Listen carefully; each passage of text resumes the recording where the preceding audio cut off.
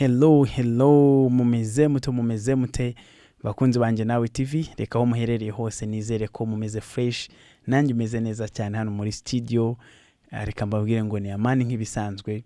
Uyu munsi rero na masomo nakagaruka, reka mbanze nshimira abantu mwese mwakoze subscribe, abantu mwese mukomeje kudukurikira kugira ngo ibiganiro byacu bigere ku bantu benshi kandi batandukanye. Ndashimira abantu baduha ibitekerezo muri comment batubwira ngo dore aho mwakoze neza ni gutya, mukatubwira n'inyunganizi kugira ngo ibiganiro bikomeze kugenda neza kurushaho. So uyu munsi rero tugiye kwiganirira ku bintu bitatu biranga abantu batatu ukwiye kwirinda mu buzima bwawe bwa buri munsi kugira ngo ubeho neza. So umuntu wa mbere rero reka mbabwire ngo uyu munsi kandi ntabwo dutinda, turakubita tubangura. Umuntu wa mbere ukwiye kwirinda number 1, abantu uzabona ari umugore cyangwa ari umupapa, ari umugore ariko ugasanga ntiyubaha umuntu bagiranye amasezerano, ntiyubaha umugore we, ntiyubaha umugabo we. Abo bantu uzabirinda, abantu batubaha mariage cyangwa abantu abatubaha abo bashakanye.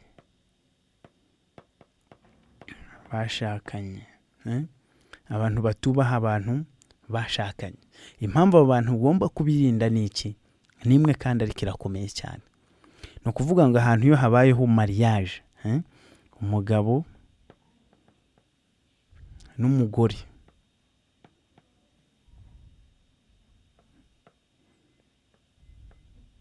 bakaza bakagira mariage, bakimariya, ahangaha haza kubaho icyo bita vows. Vows ni nk'iki? Y'amasezerano cyangwa ya mihango, bya bintu wiyemeza gukora. Biratandukanye. Kuba ati tuzabana mu byiza mu bibi, tuzabana mu mahoro, tuzabana uri muzima cyangwa urwaye, ibintu byinshi cyane ahangaha biravugwa.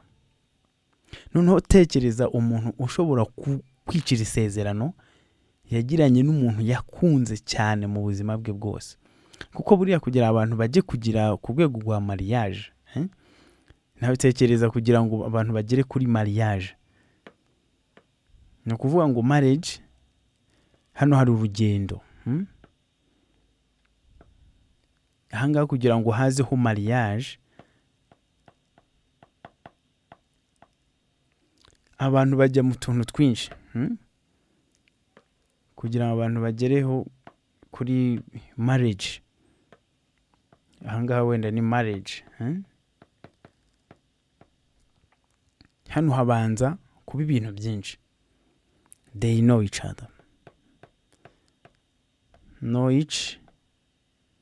other. Babanje kumenyana. Hano baraza barakundana. Barakundana. Can you imagine? Bamaze gukundana bazaho no guteretana, dating mu Cyongereza. Dating. Kandi urumva abantu bose baziranye ntibakundana. Abantu bose bakundanye ntibateretana. Ariko noneho hano haza no fiancing. Noneho biyemeza ko bagiye kugirana mariage. Noneho tekereza umuntu ushobora kwica aya masezerano. Hano ku munsi wa mbere yirengagije ko uwo muntu bamenyanye, abikuyemo. Yirengagije ko uwo muntu bakundanye, arabyirengagije. Yirengagije ko umuntu bateretanye bari ibihe byiza bagiranye, arabyirengagije. Yirengagije ko yiyemeje kubana nawe. Noneho yirengagije n'ikintu gikomeye cy'uko yasezeranye kazabana nawe ubuziraherezo. Noneho wowe uri mu ntoki ushobora kwizera kubana n'uwo muntu. Uri mu ntoki ushobora gukorana business n'uwo muntu. Uri mu ntoki ko ibaze niba yarirengagije ko aziranye n'umuntu babanye, bateretanye, bakundanye, bararanye mu rugo, banditse banasinye ko bazabana ubuziraherezo, ariko ugasanga yamuhemukiye. My dear friend, you are praying with the wrong person. Sayini ya mbere y'umuntu ukwiye kwirinda ni umuntu uhemukira uwo bashakanye. Kubera iki? Wowe biroroshye kuguhemukira. Ibaze ko we mutanakundanye nta n'isezerano mufitanye. Kuguhemukira se urumva hari ikintu byamutwara? Nta nubwo abyibazaho. As long as hari inyungu ashaka ayakubuzeho, byanze bikunze uwo muntu ntago umufite. Ukwiye kumenya ko uyu muntu ntago umufite. Live and learn. Niba ubonye hari umuntu umeze gutyo mu buzima bwawe, hari inshuti yawe ukabuzi ngo uyu mugabo aca inyuma umugore we, ukaba ubizi neza, iyo ni sayini ko uwo muntu adakwiye kuba inshuti yawe. Iyo ni sayini ko uwo muntu yaguhemukira isaha n'isaha mu buzima bwe, nta kintu na kimwe aba yitayeho. Uwo muntu niba umubonye, live and learn. Njya abantu it's okay kudivorcing umuntu niyo yaba ari inshuti yawe. Kudivorcing ntabwo hano ndi kuvuga gutandukana ku bashakanye, ahubwo ndi kuvuga inshuti yawe ushobora kuyidivorcing, ushobora kuyikura mu buzima bwawe iyo bibaye ngombwa ko ari cyo kintu cyagukiriza ubuzima cyangwa umuryango.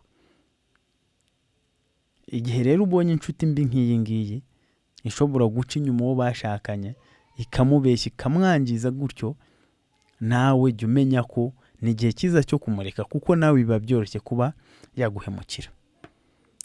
Reka twigendere ku nshuti, ku bwoko bw'abandi bantu ukwiye kwirinda. Icya kabiri, abantu batubaha abana babo.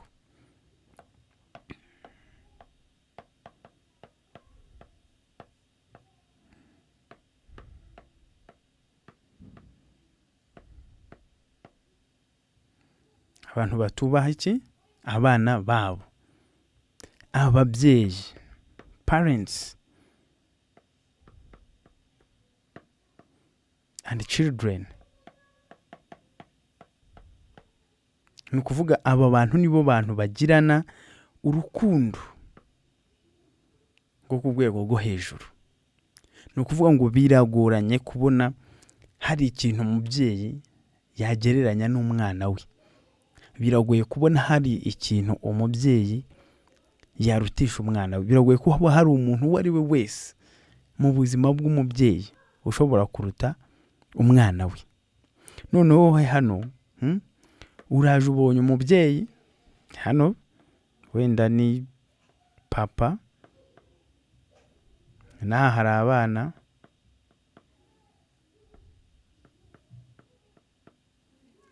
ariko nimugoroba saa 12 hano umubyeyi yarangije akazi.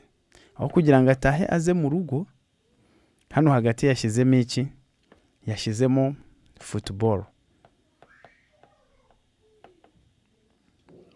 yashyizemo drinking, yashyizemo shooting. Ibonye hari n'abajya kurasa. Bashyizemo ibindi nikira, drinking, dancing, kubyina, tubari, outing, ibintu nk'ibyo ngibyo biri aho ngaho gusa. Ariko aba bana bari hehe? Home alone. Bari mu rugo bonyine, umubyeyi yibereye muri ibi bintu byose.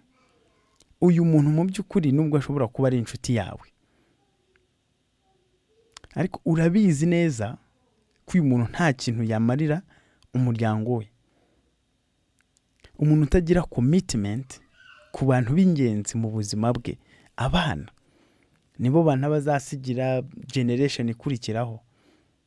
Impano ikomeye yagira mu buzima bwe uyu muntu ni ukuba afite abana bazima. Niba atita ku bana be, wowe nk'umuntu nk'inshuti ye nta kintu uvuze kirenze. Ese wenda urugero, umuntu utita ku bana be, ukeka ko uzagira ikibazo ukamubwira ati ariko se wanyambye wamfashije? Kubera iki? Igihe cyose atita ku bana be ntabwo ashobora kwita, nta kindi kintu aba afite yitaho.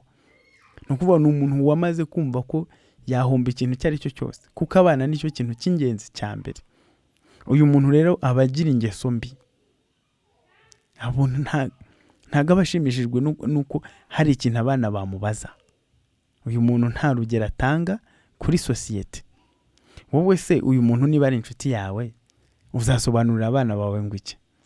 Ko uyu muntu kuba mugendana, abana bawe nibakubaza ati se uyu muntu ko yirirwa mu mupira, akirirwa mu kunywa amayoga gusa, akirirwa mu kwiga kurasa cyangwa n'ibindi, akirirwa yibyinira asohoka hanze, ariko abana be nta kintu bafite. Hari umuntu ushobora kwicara mu kabari akagura, ariko wajya kureba mu rugo ugasanga nta kintu yacyuye, nta cyangwa nta n'ikintu yasize. Uyu muntu rero ntabwo ari inshuti nziza. Nyamuneka ubonye uyu muntu, twavuze ngo live and learn, iruka ugende. Kubera iki? Uyu muntu ni mubi cyane, nta busobanuro ufite bwo kuba uri kumwe n'uyu muntu. Niba ubonye ari umuntu ameze gutyo mu buzima bwawe, nyamuneka jya umenya ko uri ahantu hatariho, uri ahantu hatariho, ufite ahandi hantu ukwiye kuba uri. So jya umuta uhite wigendera. Live and learn. Okay, twagiye rero ku wundi muntu wa kangahe? Wa gatatu. Ku wundi muntu wa gatatu, kugira ngo turebe ubundi mu by'ukuri uwo muntu we aba ameze ate. Undi muntu wa gatatu rero ni umuntu utizera. Number 3, umuntu utizera. Ushobora kwizera mu Mana, ushobora kwizera muri Allah, ushobora kwizera muri Buddha, bitewe n'Imana yawe wizeramo. Impamvu uyu muntu utizera ukwiye kumureka ni iyihe rero? Buriya abantu batizera baba bafite ibibazo byinshi. Umuntu utizera nta cyizere yigirira, igihe icyo ari cyo cyose ibintu yabivamo. Kandi impamvu twizera ni iki? Ni ukwizera ko ibintu bizagenda neza mu buryo twebwe tutabona, mu buryo twebwe tutagira gute, tutabona. Kwizera, you believe in what you don't see. Umuntu mutangiranye business cyangwa mutangiranye igikorwa runaka, atangiye ati ndabona bitazavamo, ndabona bitakunda. Umuntu uhorana aka kantu rero aba ashaka kumva nta kindi kintu yakora, nta kintu yagerageza. Buri gihe rero iyo ufite abantu nk'aba ari bo b'inshuti zawe, baragutenguha, bahora bashaka kugusubiza inyuma, bashaka kukubwira ati oya wibikora, wibigerageza, kubera ko ntawamenya. Iyo ukomeje kwizera gutya rero ubuzima bwawe burangirika.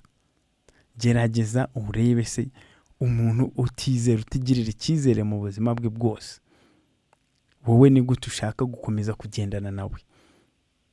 Ku igihe cyose uzanye igitekerezo cyo kugerageza ikintu runaka, we agomba guhita agusubiza inyuma mu buryo bwose bushoboka. Akakubwira ati hoye ntabwo bikunda, ntibishoboka. Kubera iki? We ibintu byose abirebera mu ruhande rubi. Kandi hari igihe ibintu bireba ukavuga ati ntawamenya, ariko icyizere kirahari. Kuko nta garanti ko ibintu niba ari 50-50 ukwiye guhora wumva ko bizajya kuri wrong side. Sometimes you take the risk and move forward.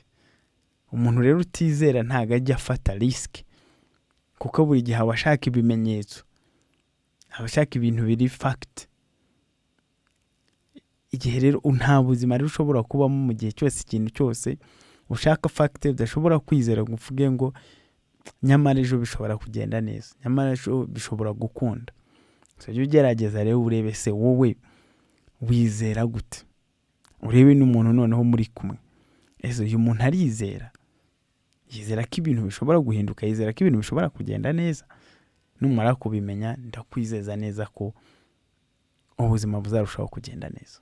So ndabashimiye cyane rero kandi ndabakunda. Imana ikomeze ubahe umugisha, babwira ngo umuntu ugeze kuri uyu munota akireba iki kiganiro akore subscribe. Dukomeze twirinde abantu batatu, abantu batubaha abo bashakanye, batubaha abana babo, n'abantu batigirira icyizere cyangwa batagira kwizera, kuko abo bantu ni babi cyane. Urabona ko nk'umuntu wizera ko akoze ikintu kibi Imana yamuhana, buri gihe uratinya uvuga ati uyu ntabwo nahemukira inshuti, sinahemukira umuvandimwe.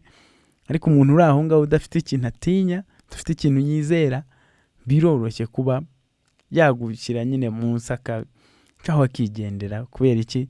Ntagatekereza ko hari ingaruka, ntiyizera ko hari ingaruka zizongera kubaho zagira icyo zimuhungabanyaho. So my dear friends, murakoze cyane, Imana ibahe umugisha. Reka mbabwire ngo abo bantu batatu tubirinde. Ciao ciao.